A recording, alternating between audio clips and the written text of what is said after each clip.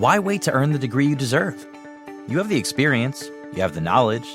Now's the time to get the credit for the work you've done and earn the recognition you deserve by starting your comeback at Purdue Global. It's time to earn a degree you'll be proud of, a degree that employers will respect. It's never too late. Never too late to come back stronger and move forward in your career. Start your comeback today at purdueglobal.edu. Purdue's online university for working adults. This episode is brought to you by Navy Federal Credit Union.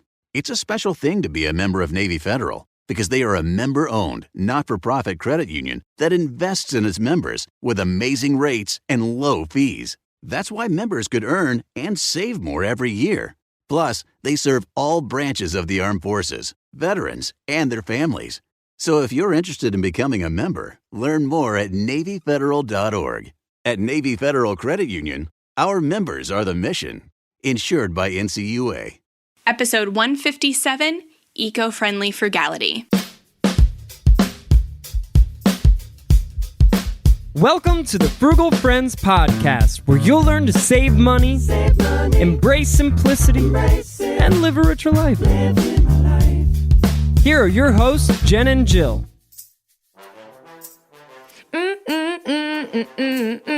Welcome to another episode of Frugal Friends podcast. My name is Jen. My name is Jill. And today we are talking about the intersection of frugality and environmentalism. And for some of you, you're like, yes, I've been here with you for several years. And to other people, you're like, how I can't afford reusable plastic silicone bags. I can't afford to be an environmentalist. What are we doing? Beeswax saran wrap. Yeah. So we're here to totally open up the intersection between these two, why they belong together, and why they are attainable together and how to do it. So that's what we're talking about today. Yeah, there's space for all of us, wherever you find yourself on this spectrum. So happy you're here. But first, our sponsors. The Emergency Fund. Whether it's $500, $1,000, $15,000, I feel like I'm on a game show. I put you there. Thank you. You need money set aside in case you're laid off, you're unable to work, or for any other emergency expense. We know they happen. And keeping it in a high-yield savings account separate from your regular checking and savings lessens the likelihood of us actually spending that money on non-emergency things. So any high-yield savings account without fees or minimum balance requirements will do. Currently, we like Axos Bank for its lack of fees and impressive 0.61% APY, which is great in these current circumstances. And when you sign up for an account through frugalfriendspodcast.com/Axos, you support the show at no extra cost to you. So again, that's frugalfriendspodcast.com/AXOS. Get that emergency fund. Today's episode is also brought to you by reusing. It sits between reduce and recycle on the cycle of stuff. Kind of how Jill noticed I reused my sponsor from 110 episodes ago for this episode and made me change it. I also reused an article. I made her find another one because I had to write a new sponsor and I can't do everything, you know. Reusing. Good for stuff. Bad for content, I guess. This feels like so much more than about the sponsor. It's like simultaneously a dig at me while also, just a good sponsor. Promoting reusing, for sure. You're congruent, though, Jen. You're sustainable in your content, really. It's the same message you wanted to say a year ago. Well, if you're wondering if we've changed our ideas about environmentalism and frugality from in the last 2 years, we haven't. Obviously, our still true. Episode 48 is why frugality is environmentally friendly. So I reuse, without realizing it, my sponsor and the first article for this. And so I'm glad. Thank you, Jill, for noticing that so that we can give people some unique perspective for this episode. But if you are interested in what those are, because obviously they're good, like if I'm reusing them and didn't even know, check out episode... You do like the Frugal Woods. Oh, gosh. Well, yeah, spoiler alert, it was from Frugal Woods. So episode 48 for that. And then you can also check out episode 103 is our episode on a frugal zero waste lifestyle. So this one will be a little different from those, but if you're interested, definitely add those two to your play next. Yes. Well, let's get into this article that is new and fresh to us. That Jill found. It's not recycled content. This is new, but still sustainable. It comes from Brightly. They actually also have a podcast. So this is very meta in that these are show notes for another podcast episode. So feel free to check them out too. But talking about making sustainability affordable. What did you think about this article, Jen, since I had to find it, since you can't do it all? I loved it. I love it when we go through other podcast show notes, actually, because people listening to this already like podcasts. And so if we can find another one that maybe will just expound on some of the concepts we bring here, I love that. So this one has a lot of tips, but then I also loved the first section called Is Sustainability Just for the Wealthy? Because that is a big argument when it comes to really frugality in big picture, because a lot of people believe that frugality and sustainability and eco-friendly living is actually reserved for people of privilege, people that actually have money to save money, to buy more expensive products. And so that is something that that's a myth we're trying to debunk and show that any economic standing can practice frugality, can practice sustainability. Everyone's just going to be doing it to a different extent.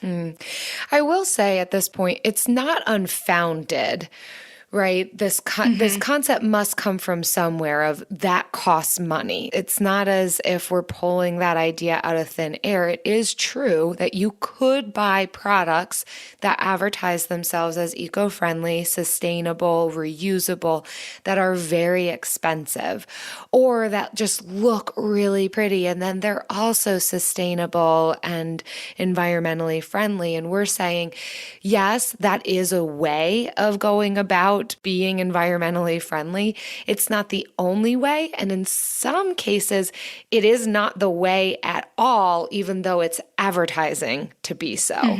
There are just advertisers and marketers out there who know that we value these things and will try to make their product look that way, even though it's not helping the environment or it's not even that sustainable. So that's where some of these concepts come from, but we want to position this topic in the framework of frugal lifestyle, that they can partner together. They're not mutually exclusive. And I like some of the arguments that she makes at the beginning of this article or her show notes for her podcast, talking about environmentally friendly, being environmentally friendly and sustainable. It doesn't have to be beautiful. I think a lot of times our concepts of it come from the gram, Instagram, for those of you who are not as savvy as Jill. I'm not even that savvy. I don't even know how to work Instagram. It's like not even for the elder millennials. I don't even understand it. Anyhow, it doesn't have to look like how we've imagined it. It's similar to, I think, minimalism or simple living. We often have this idea, this picture in our heads of what that looks like. And so we kind of want to debunk some of that it doesn't have to be beautiful. It can be beautiful if we want it to be, but it doesn't have to be grammable. I also really like the argument that this makes. I hadn't thought about it in this way before, but being environmentally friendly, it doesn't necessarily mean that we have to purchase the products. It's not like a race for what products are most friendly, but where is the least impact? That was a total mindset shift just reading this article for me. It's not about collecting all of the products that say they're friendly for the ecosystem, but where do we have the least amount of impact? And I think that's where we see the most frugality and less spending. Absolutely. I loved the quote from the Frugal Woods article we covered last time, is that you cannot buy your way to green. That is not the way to be environmentally friendly. It is when you maybe have to buy something and you intentionally want it to be less impactful. There are definitely other ways to go about it than buying new products, and we'll get into that, but you cannot buy your way to green. It's really a lifestyle that comes on what you don't do versus what you do. Yeah. It is so interesting to me how sustainability has become this thing that we think is connected with privilege and wealth, because the resourcefulness that it actually requires is something that I think we've learned out of the Great Depression, or when we look at countries or cultures that are developing or not wealthy. Like, that's where we find the true tools for sustainability. So it's quite mind-boggling to me even that it's become something so different than that, which I guess we can thank advertisers and marketers for that one. Absolutely. Because I see when I think of minimalism or simple living or environmentalism, I think of the white wall with the white table and the Swedish chair and the fiddly fig. Yes, and all of these things are quite expensive because they are trendy, but that's actually not what real life minimalism and environmentalism looks like. It is not actually beautiful. I mean, I love my cushy brown couch from Goodwill. Like, I think it looks great, but it does not look as good as my old couch that I bought new, but was extremely uncomfortable.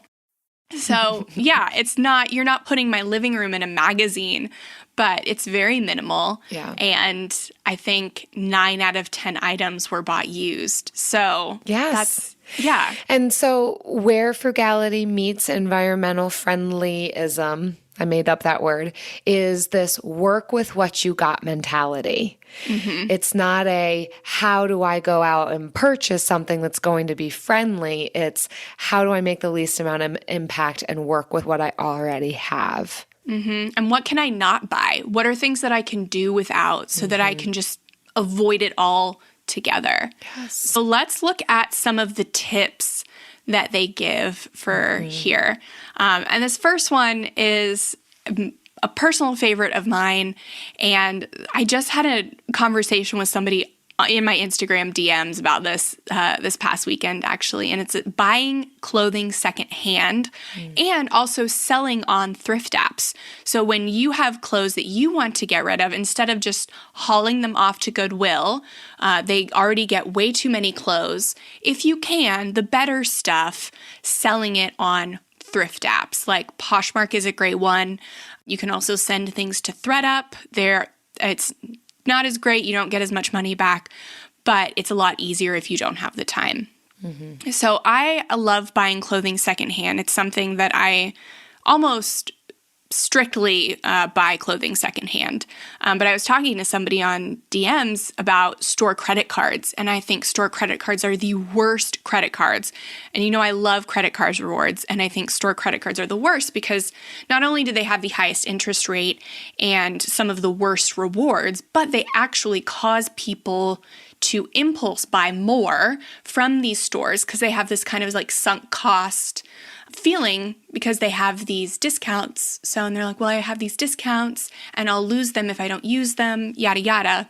Or I have a discount, I'll buy more to make my discount worth more, which I think is horrible. And we overspend so much on new clothes. And the girl I was talking to like disagreed with me, but it is, you have to pick and choose the things, I guess, the hills you're going to die on for what you want to do, what works in your life. But for me, buying clothing secondhand is just like a no-brainer. Mm-hmm. I've not even bought clothing. I can't remember the last time I bought clothing, which feels so good. I used to be so addicted to buying clothes. Yeah. Living in a motorhome ruined me. In the best way. I had to, I'm in the process of buying a new bathing suit because I haven't bought one in maybe like 5 years. And I do want to buy that new. That's kind of a place where I will draw a line. And, but it is really hard. There's so many choices. Mm-hmm. When you're at a thrift store, like most of the things you hate, I hate. So there's just like a few choices for me. But when there's my size and everything, there's just too much to choose from. And it's all like triple the price that I'd normally pay. So it's difficult there as well. So your mindset kind of changes when you switch over to strictly secondhand. When you start to buy like new things, you definitely overthink. It makes it harder to buy on impulse, so that's nice. Well, yeah. I mean, if you're anything like me, if I'm going to buy new, then it better be a quality product that's going to last me for a very long time. So, yeah, it is a bigger commitment then. So absolutely. I like this other tip that she gives on here. And this is not one that I've seen on many articles or hear talked about often related to this topic, but to use up what you already have before replacing it with something that is eco-friendly. So let's say you are realizing, oh, I want to be aware of the impact on my environment and within my household. That can sometimes lead us to throwing away all of our products that seem non-friendly, when in reality, that is going to also not be great for the environment to throw out all of these chemicals and plastics so that we can go out and buy new stuff that is advertising itself as eco-friendly. So they're arguing, okay, maybe make sure that your next purchase, or even just make your own, what I'm thinking cleaning products really, before doing that, use up what you already have. That's going to be better for the environment anyhow. And then I also like what they talk about with swapping. So if you find a product that it doesn't really work for you, rather than throwing it out, seeing if anybody else in your community or your friend group could use it, or swap it. There are apps, platforms where people, even if you don't have someone within your immediate circle, you could swap products with. There's one in particular, I think it's related to like beauty products, where you can swap.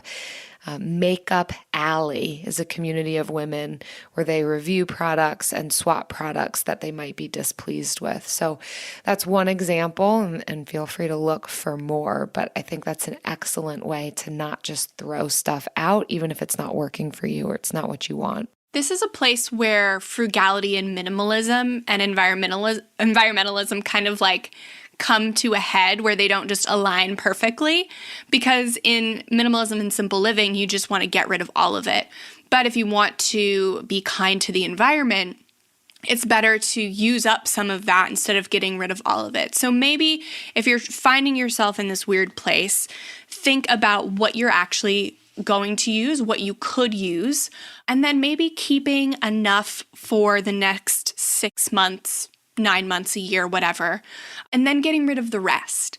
But make sure it's stuff you know you will use, not just things like, I hope I can use this, or I could use this. It's far better to offer that up in your buy nothing group to somebody who will actually use it than it is to have the hopes and dreams of using it. Because even if it's sitting in your closet, yeah, I mean, it might not be in a landfill, but it's still doing the same thing. So be aware of that.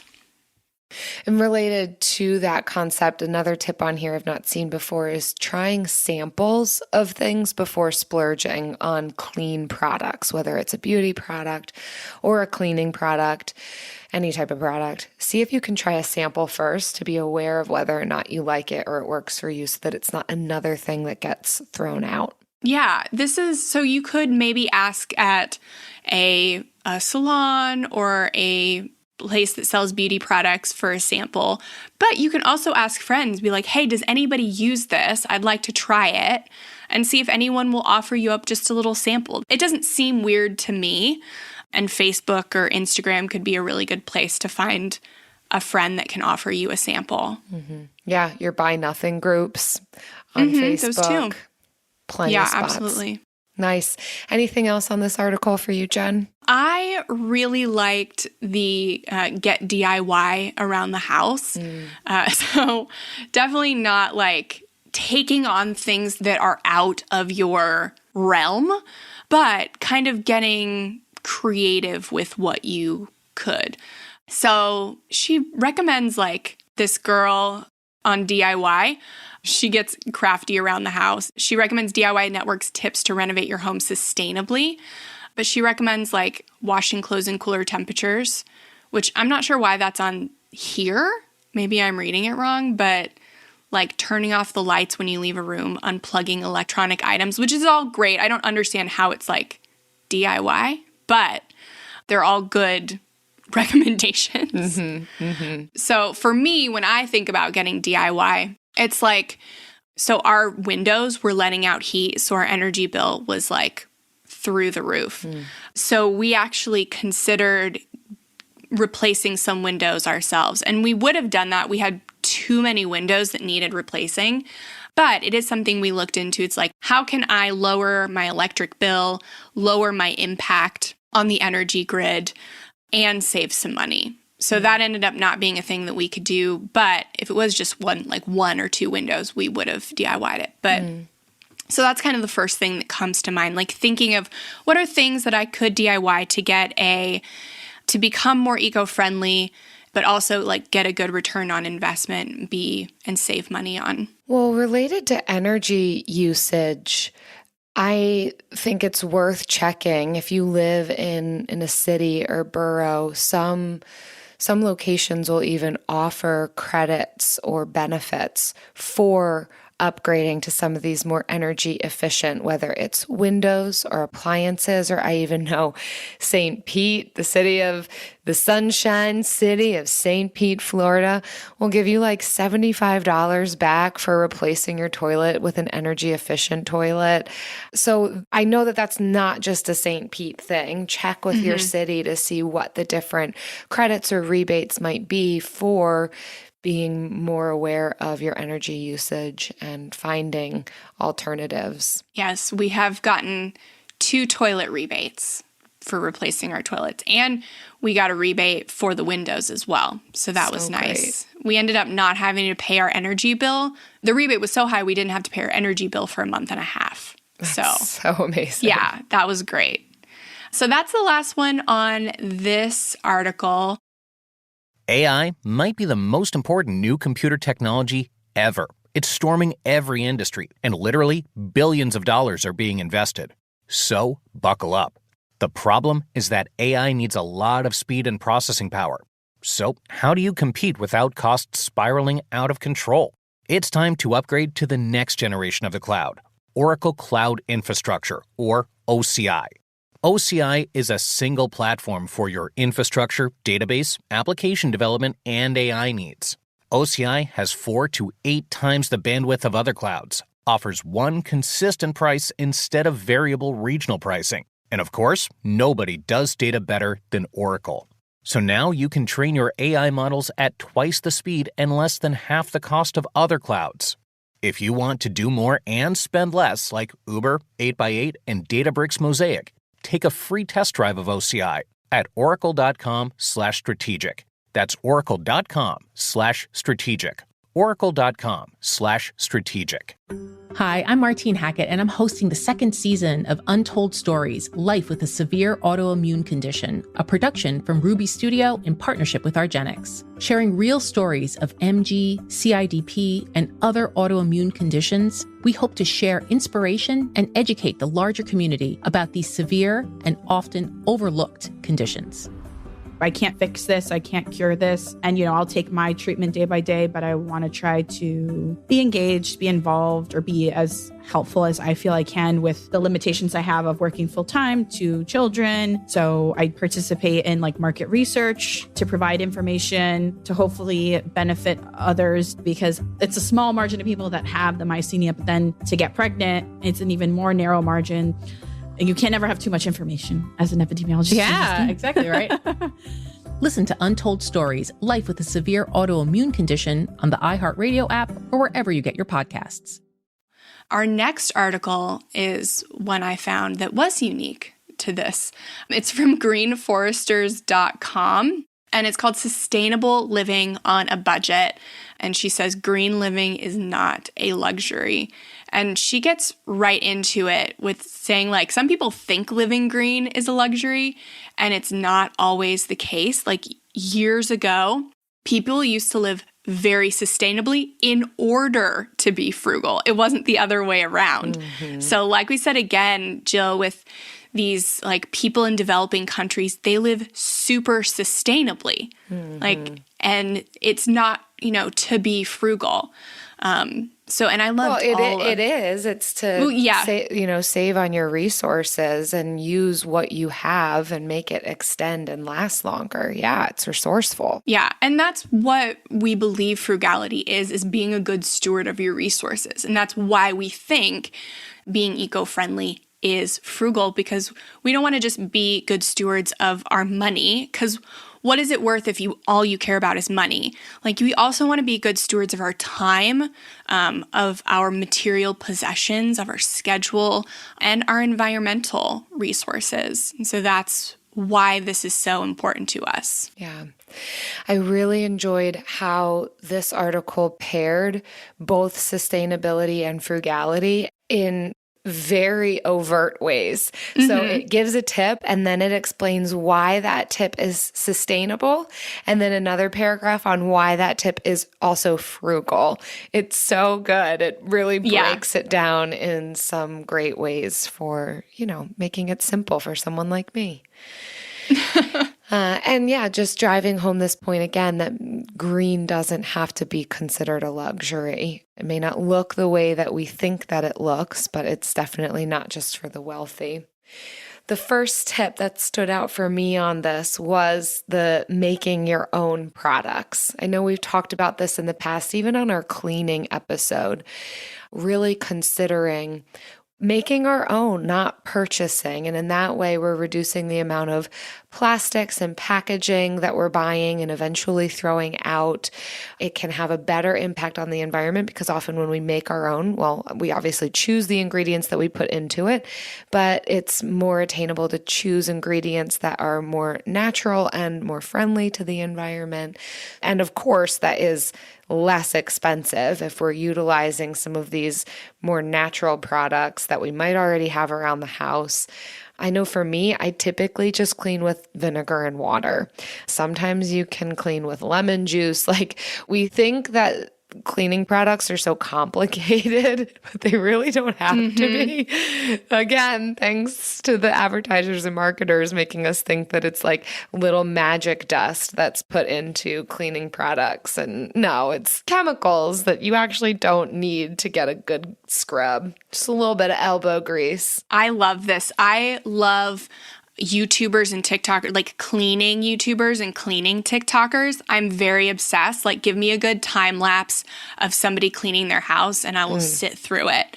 And they're professionals and they use super simple homemade products, like all of them. Like, my favorite TikToker, she's like, she uses Dawn Power Wash for everything. Like everything, like from bathrooms to kitchen. She's like, unless you're eating off of it, Dawn is perfectly good. And so now I will clean everything with just this 2 cups of water and a teaspoon of Dawn. And that is kind of my go-to everyday cleaning spray. Yeah. And I love it. That's not necessarily like a make your own fully from scratch, but in some ways, yes, you are stretching that out. Yeah. Honestly, like Dawn, we're not sponsored by Dawn, but I have learned like you can't use most things on granite countertops. Like Dawn is pretty much the only thing that you should be cleaning granite countertops with. So yes, just to your point, there's a lot of different ways that specifically Dawn can be used. Yeah. Otherwise, vinegar. Yeah, Dawn, if you're listening, please. I know. The only downside to them, I learned this from my mother-in-law, they can make sponges smell. Like when you use it for cleaning dishes, long term, they really like make my dish sponges stink. Maybe you should switch to rags instead of sponges. Yes. Which is another recommendation on this list. I think Jen. It's on this list where we go all the way down maybe. Nope, it's not. But it is a recommendation on a list that I found is switching to those rags and just being able to wash them. Yeah, that's true. And then getting rid of sponges, which is kind of, we try to do that as much as possible. We do have sponges and we do get rid of them, but Some I think people that could say be you a can put move a that we sponge in make. the microwave. I mean, you can wash them. For me, it hasn't taken the smell out to wash them. But people say put them in the microwave, but I don't have a microwave, so. You can use my microwave if you want. No, I'm not going that far. I'll just do rags. The professional cleaning TikToker also uses the Scrub Daddy. That's the only sponge she uses. So You know, I don't know how I didn't different like that is. one. Really? It fell apart within 2 months. It had completely disintegrated. Interesting. I was Yeah. going to try a Scrub Daddy because then you can use the eyes and the mouth. Yeah. Like small things just go right through them. I had no idea what the face was for. Right, no. And that's what it's for. That's what it's for. I hate to break it to you. It just disintegrated. It fell apart. Okay. Good to know. Yep. Rags. Rags. Let's just stick with rags. Stick with cutting up old T-shirts and sweaters and beach towels and rags. Rags for the win. Rags for the win. Okay. The next one that this is actually on the list, my favorite, eat less meat and dairy. And this is a big reason why I was a vegetarian for 10 years. And actually, Travis and I have started talking about going back to a mostly plant-based diet just because it's cheaper, because meat is always the most expensive part of our grocery budget, besides our boxes of RX bars. But also not sponsored by them. But it's always the most expensive part. And I don't even really love meat. It's just something I'm trying to get more protein, but I love protein powder, like protein shakes. So it's become this crisis in me. So it says, and the statistic is not cited, so I cannot confirm it, but it says in the article that animal products create 18% of all greenhouse gas emissions, which is more than all transportation emissions combined. And I have heard that individual transportation emissions do not add up to a lot in the grand scheme of things. So if you're worrying about your commute and thinking we're going to tell you to bike, you don't have to do that. It is on the unless list. you want to. And you It is on definitely the yeah. And there's a lot of benefits to exercise, but Yes, but it is more so industries that are contributing to these greenhouse gases. So if we buy fewer of the things, because money talks, we vote with our money. If we buy the things, companies are going to keep producing them and they're going to keep producing greenhouse gas emissions. But if we stop or severely limit what we buy, then we are telling them that this is no longer acceptable and we will choose to buy things with, net zero carbon emissions and stuff like that. Or just that this stuff isn't important to us anymore and we won't buy it in general. So that is super important and can be more powerful than maybe buying a Prius. Yeah, interesting. I also simple tip on here is BYO cups and bags. They're very simple, but we do use them on a very regular basis. And so strongly consider replacing those water bottles, those plastic, purchasing water with just a water bottle, reusable water bottle. Certainly bags when we're talking about going grocery shopping or any other type of situation where you might need a bag. Certainly there's a lot of stores that will charge you for bags, so that's definitely a reason to bring your own. Shout out Aldi! But also to not have so many bags that you just throw away, all that plastic. So bringing your own can be super useful. I know I have found even the reusable cups being super helpful as I host people. If you've got a lot of people in your house, you've got a lot of kids, you just like to collect them, or a lot of people visiting, rather than giving them water out of plastic bottles that are constantly being thrown away or hopefully recycled at least. Yeah, consider reusable water bottles. It is still shocking to me how many people use plastic bottles regularly. And I get it. Sometimes tap water just tastes gross. But if that's you and you know that your tap water consistently tastes gross, then think of a long-term solution. Yes. And it may cost you a little bit more upfront than just buying a gallon of water or some bottles of water.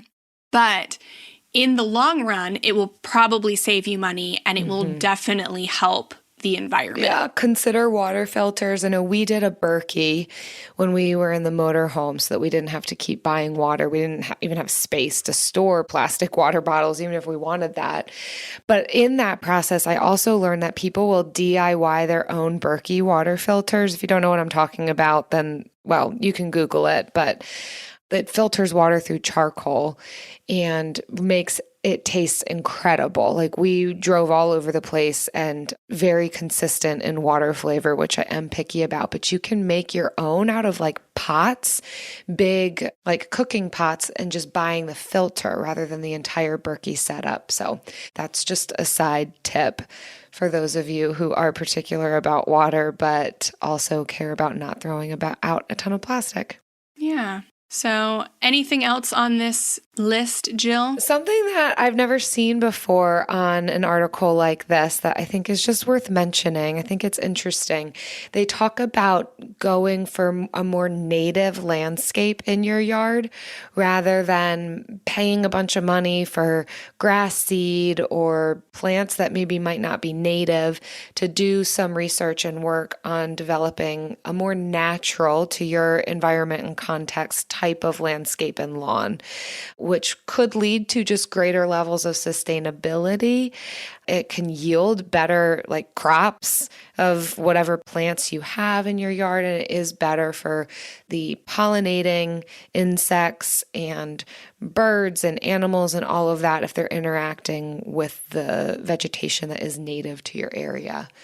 So yeah, I thought that was an interesting approach, and I think can certainly lead to frugality as well if you're just utilizing your own property. I know for me, in landscaping my new house, new to me, utilizing just things that are already on the property has been amazing. Propagating some of the plants that are already here rather than going out and purchasing. So yeah, just a new to me tip, thought I'd share. Yeah, and looking for plant swaps in your area. I know we went to one of those recently, and that was really fun. And you can find all kinds of native plants because those are going to be the ones that people are swapping because they have too many of them. Yes. So yeah, those are really easy to find. And then as you get deeper and deeper into the Planters Cove, I don't know what that is, but it's like their secret club. And as you learn more about plants, you can then give them as gifts. Talk about frugal sustainability. Absolutely. And people love plants. Most people do. You always tell me you're going to kill it. It doesn't stop me. 75% of the time I do, but I have been successful with 25% of my plants. So great. And I'm proud of that because it was 100% likelihood that I was going to kill them. And I have been able to. Granted, one of those is a cactus, so it loves not being watered and ignored. Yeah, you know what that's else my kind of plant we haven't killed and has lived on for nearly 3 years. 3 years. 3 years. The Bill of the Week.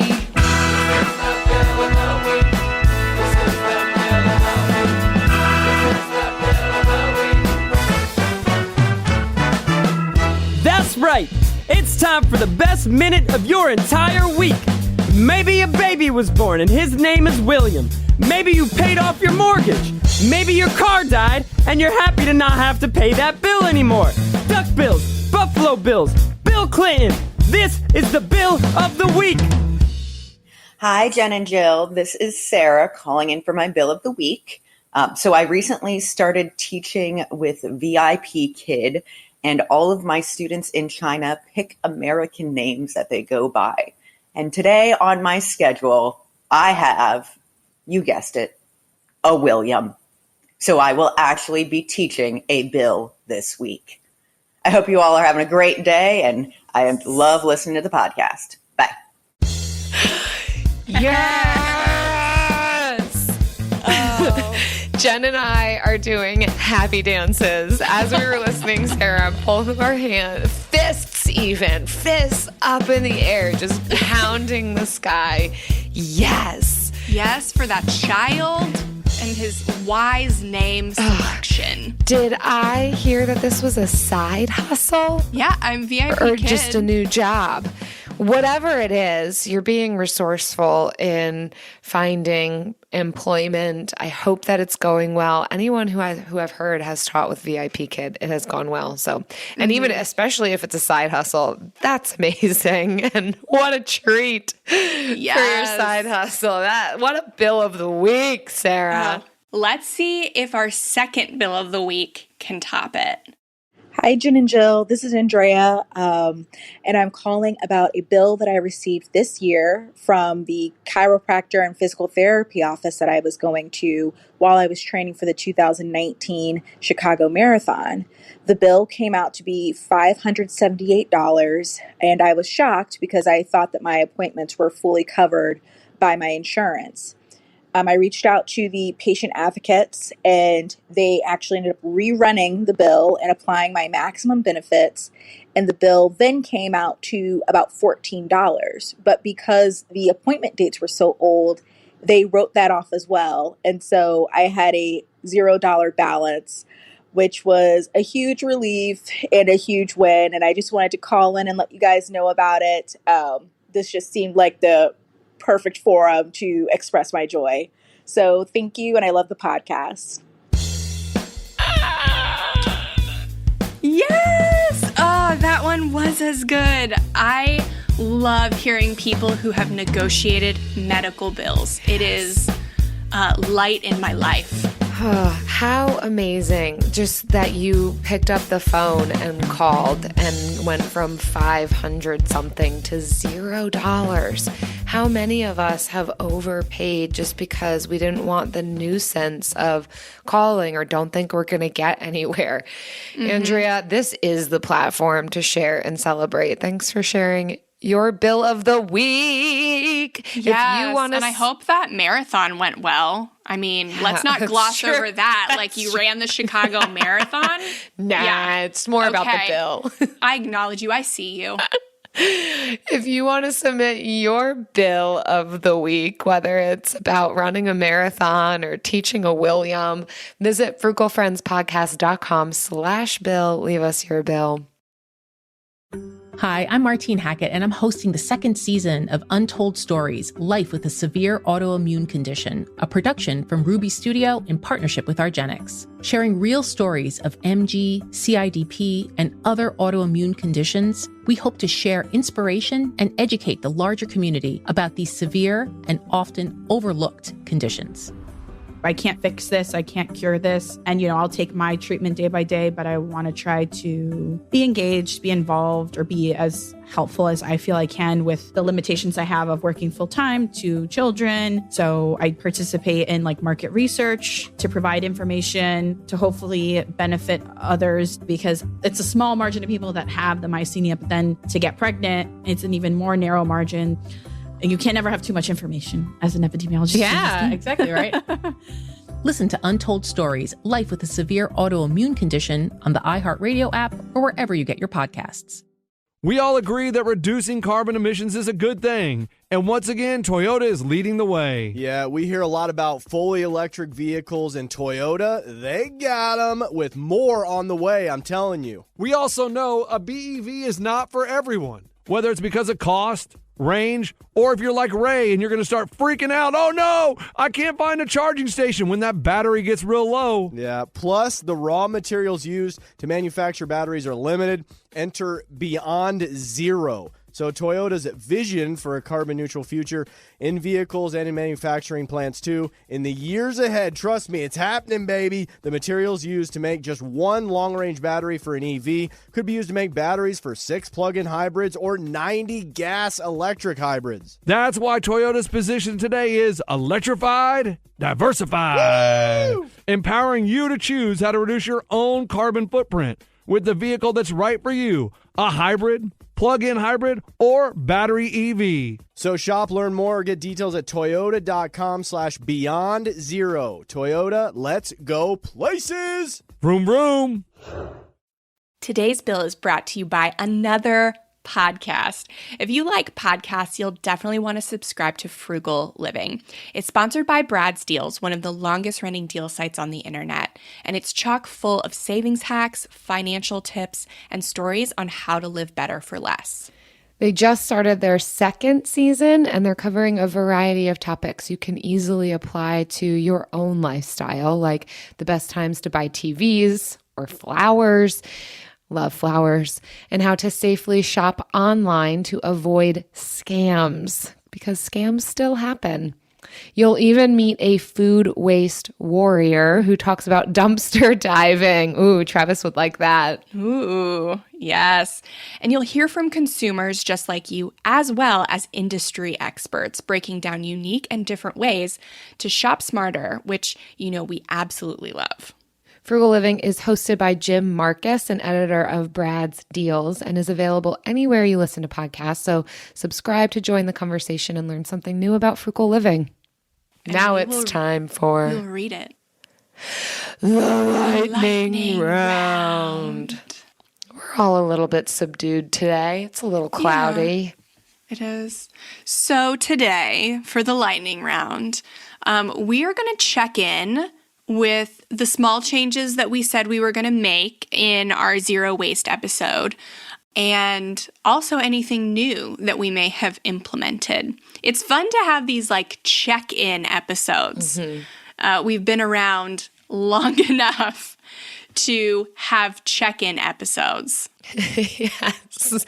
You can see if we do what we say we're going to do. It's a little scary. Yeah, because we actually forgot last week was our 3rd anniversary. That was our 3rd anniversary of the show. But we can celebrate it today. Oh my goodness. We're so bad. Yeah, but we're happy to have been with you for 3 years. Yes. And we're not going Happy anywhere. 3-year anniversary, Jen. Happy 3-year anniversary, Jill. Okay, so what are any changes you've made, new or existing? So I still love my water bottle. That has not gone away. I mentioned that in so many episodes past, and it's still ringing true. You bring it everywhere. Yes, I do. I'm still utilizing my sewing skills. I'm going back to that episode where we talk about that. And one of the new things that I've implemented, I have talked about this on the food episode, but as far as sustainability and less waste, I put not any leftover foods, any leftover produce, veggies, fruit, juices, you name it, into my blender and make smoothies. That has been my most favorite, newest, sustainable hack as far as my groceries go and getting nutrients into my body. Yum. And of course, I wash my clothes on cold. That's like a no-brainer for me. Always. And occasionally I compost. I'm in and out of composting these days. That sounds a lot like me. That sounds a lot like what I'm about to say. So, reusable napkins and dish tell me towels about that. How's it going? We all want to know. Have not bought any paper towels since the last time I mentioned it. So, that's something we do have the need for some disposable napkins. And what we will do is that if we get takeout, we just take the napkins from there and we save them. And we really haven't had to get paper towels because we just use the takeout napkins. And it's not like we take extra. We're only using what they've given us. We don't throw them away like when we're done with the takeout. If it's a good napkin, we'll put it underneath our reusable napkins to use for later. So yeah, that has been going well. Still using a biodegradable toothbrush. So I don't remember you talking about this. I switched from plastic to bamboo toothbrushes. Yeah, so the actual handle of the toothbrush is compostable because plastic toothbrushes stay forever. Nothing about them is compostable. And so every toothbrush that has ever been used is still in the world. Yum. Yeah, but I wanted to do that one thing to kind of lower my impact. And so for a full year, I've been using compostable toothbrushes. And actually my last 2, I haven't even gotten rid of. So now I have Like after 3 months of use, I put one in the spare bathroom. So just in case I need to brush my teeth in the spare bathroom, I have a toothbrush there. And then the other one that I just stopped using actually is by the sink because I used it to clean some of Kai's shoes. And so now it's actually by the sink in case there's like grody stuff that I need a toothbrush to get into. How do you make sure you don't brush your teeth with the same toothbrush you use to clean Kai's shoes? I don't brush my teeth in the kitchen. Oh, okay. Yeah. So That's the one just I how brush you my separate teeth. that. No kitchen brushing. Right. So the one I mainly use is in my bathroom, in my room. Good call. So that has been a great experience. I've been getting those on Amazon and very cheap. I buy 4 at a time and it's $7. So that and mostly buying coffee at home, always using reusable mugs and water bottles. Kai keeps breaking my water bottles, so I have to keep using different ones. And this one I'm using right now is metal, so fingers crossed he doesn't shatter that one. But yeah, that's oh, and so here's one other thing. This is new, but so I've been doing a lot of TikTok, and the main kind of video that I do is me writing on a notebook. But I feel bad every time I record the video because I have to use a clean sheet of notebook paper, and I literally only use it for the video. So I have started writing on a whiteboard. Yes. And it's not as, I can't be kind of like as intricate as I was with the lined notebook paper, but it has made me feel better about wasting less paper. You could use like thin electrical tape across it and put lines on it. I could. I think it's more the like dexterity with a pen versus a marker. Right. With my writing. So it's just going to take some getting used to, but it is a change that I just recently made. Love on that. TikTok. Yeah. Well done, Jen. Yeah, that's it.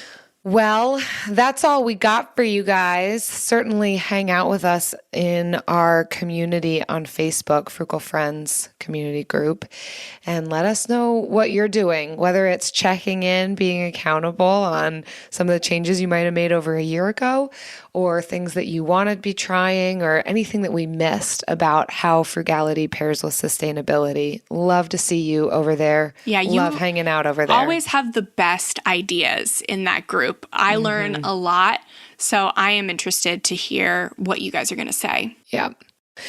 And thanks so much, everyone, for listening. We want to thank you also for your kind reviews on iTunes and Stitcher, like this one. It's called Personal Finance. That is fun and easy to digest. It's from Agrintrice.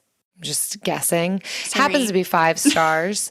This show is great. The hosts are super relatable and make learning about finance really interesting. I love the guests they bring on so far too. In a short amount of time, I already feel like I've learned so much and been introduced to other people too.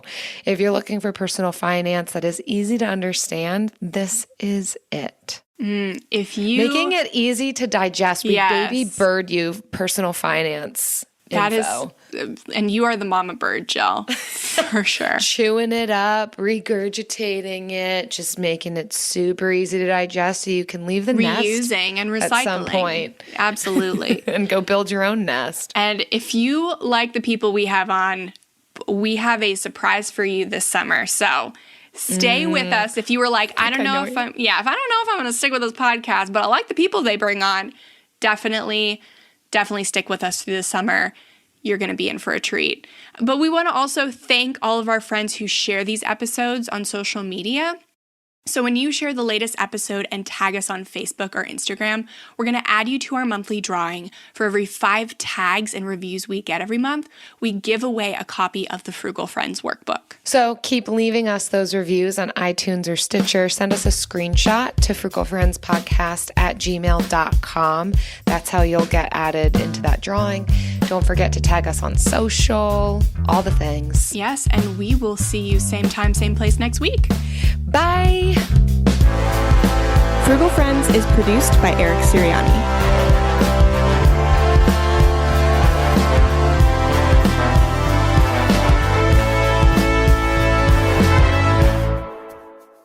Okay, Jen, I know you have to leave, but you need to hear this. Okay. So my friend Sharon, shout out Sharon, she was just here and she's going to be back again. Anyhow, her son was in his room playing. She typically puts on a story podcast for him on her phone. He was playing Legos. That's how she left him. Then she walks by his room and hears my voice. And is like, what is he listening to? Turns out he had changed from listening to his story podcast. Mind you, he's like 5 years old, to listen to the Frugal Friends podcast. And she was like, what are you listening to? He's like, oh, Mommy, I like to listen to Jill and that crazy girl talk sometimes.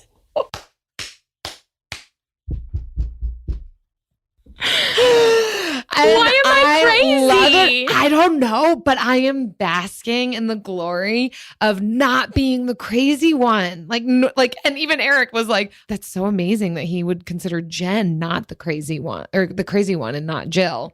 That's never happened to me in my life. I need to confront this person, like the small person. No, you need to congratulate him because he's a 5-year-old listening to the Frugal Friends podcast. Oh, and then he knew his favorite episode. He's like, oh, Mom, wait, listen to this. And goes picks this one episode, fast forwards it to this part where I go, I like to move it, move it. I like to move it, move it. Apparently there's an episode where I do that. Now there's 2 episodes where I do that, so we can listen to that. Oh my gosh, yeah, Sharon, he can you has just it memorized. ask your son why I'm the crazy one? Maybe we're both crazy. He just knows my name. I like to listen to Jill talk, and maybe he said that other crazy girl. We might both be crazy. Who knows? Oh, maybe he thought I was Jill, like so many people do, and he really thinks he knows what my voice is. I don't know, but when's the last time he saw you? Jen, you know what? Just embrace that this, okay? He listened to Jill and the other crazy girl talk, and at least he was listening, and he's going to be a financial guru. Well, just embrace it. I'm not excited about I'm this after show as you were. Not crazy. Okay. Bye. Bring home Napoleon. Destiny has brought me here. The action epic from acclaimed director Ridley Scott. What is your name? Napoleon. You are the greatest leader in the history of the world. Witness the rise. You are nothing without me. Of the legend. Starring Academy Award winner Joaquin Phoenix and Vanessa Kirby. I'm the first to admit when I make a mistake. I simply never do. Napoleon. Buy or rent on digital now. Rated R. Need an easy button to feed your baby? Baby Brezza's Formula Pro Advanced makes a perfectly mixed warm formula bottle automatically at the push of a button. No air bubbles, no fuss. Literally, choose your temp, select your ounces, push start, and you're done. Works with virtually all formulas and bottles. Say goodbye to the 3 a.m. feeding chaos and hello to this revolutionary stress-free solution. Raising a baby is hard enough. Let Baby Brezza make feeding a breeze. Get your Formula Pro Advanced at babybrezza.com.